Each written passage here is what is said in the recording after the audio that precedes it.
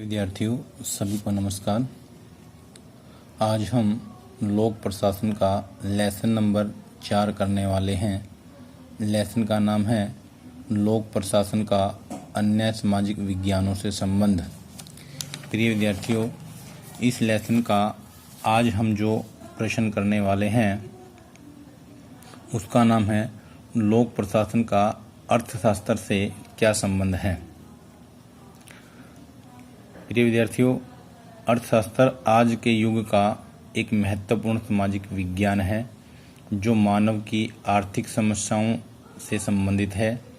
इसका संबंध संपत्ति के उत्पादन, वितरण, विनिमय और उपभोग से है। अर्थशास्त्र का लोक प्रशासन से बहुत पुराना संबंध है।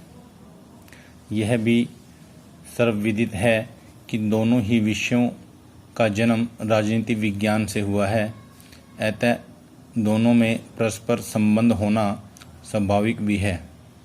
आज कुशल प्रशासक के लिए यह आवश्यक है कि उसे अर्थशास्त्र तथा लोगों की आर्थिक समस्याओं का भली-भांति ज्ञान होना चाहिए, क्योंकि इसके अभाव में वह अपने कार्यों को संपादित नहीं कर सकता।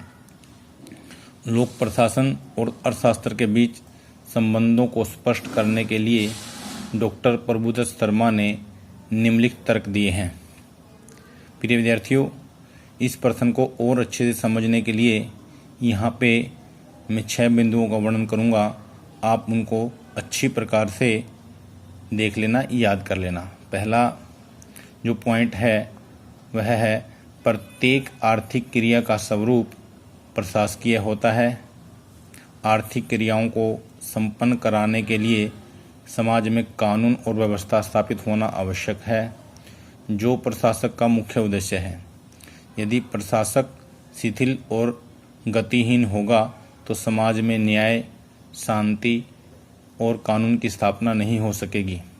इसके परिणाम स्वरूप आर्थिक क्रियाएं संपन्न नहीं होगी, अर्थात अव्यवस्था की स्थिति में आर्थिक योजनाएं पूरी नहीं हो सकती।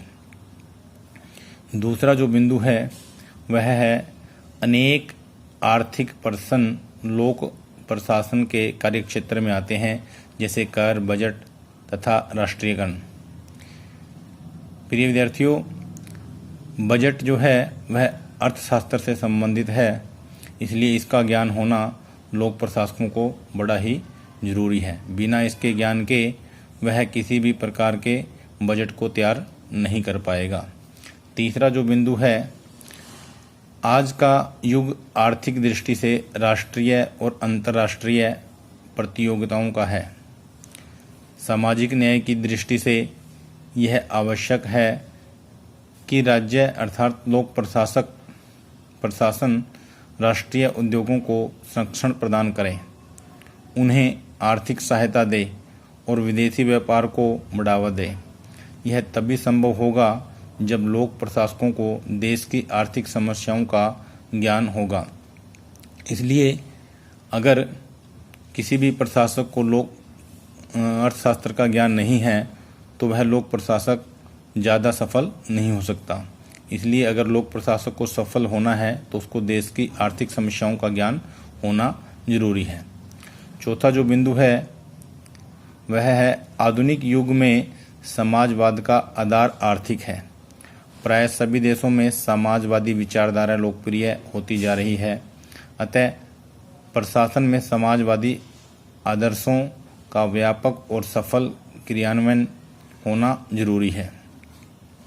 पांचवा जो बिंदु है वह है आज के आर्थिक युग में व्यक्ति की आर्थिक क्रियाएं पूरे समाज को प्रभावित करती हैं और वर्तमान आर्थिक ढांचा व्यक्ति और उसके जीवन स्तर को प्रभावित करता है।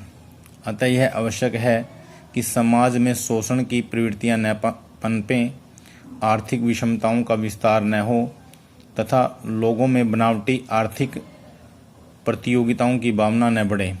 यह तभी संभव होगा जब लोक प्रशासक सभी अनुचित आर्थिक क्रियाओं पर नियंत्रण स्थापित करेंगे। अंतिम और छठा बिंदु है वर्तमान युग में औद्योगिक एवं व्यावसायिक क्षेत्रों में भी राज्य प्रवेश कर चुका है। परिणाम स्वरूप अनेक प्रशासकीय संगठनों या सार्वजनिक नियमों का जन्म हुआ है, जिससे लोक प्रशासक का कार्यक्षेत्र और भी व्यापक हुआ है। इन सब बातों से यह स्पष्ट हो जाता है कि लोक प्रशासन और अर्थव्यवस्था का अटूट संबंध है और प्रत्येक प्रशासनिक अधिकारी से यह आशा की जाती है कि उसे अर्थशास्त्र का भी ज्ञान होना चाहिए, क्योंकि अगर किसी लोक प्रशासक को अर्थशास्त्र का ज्ञान नहीं है तो वह सफल अधिकारी नहीं बन सकता, वह राष्ट्र की सेवा ठीक प्रकार से नहीं कर सकता। इसलिए अगर किसी भी व्यक्ति को, किसी भी अधिकारी को अपने कार्य में सफल होना है तो उसे देश की आर्थिक स्थिति का ज्ञान होना बड़ा जरूरी है। अतः हम कह सकते हैं कि लोक प्रशासक और अर्थशास्त्र का आपस में बड़ा गहरा संबंध है। प्रिय विद्यार्थियों, ये 6 बिंदु भी आपकी समझ में आ गए होंगे। अगर किसी प्रकार की कोई दिक्कत आए तो फ़ोन कर सकते हो, अपनी बुक का सहारा ले सकते हो। सभी का बहुत बहुत धन्यवाद।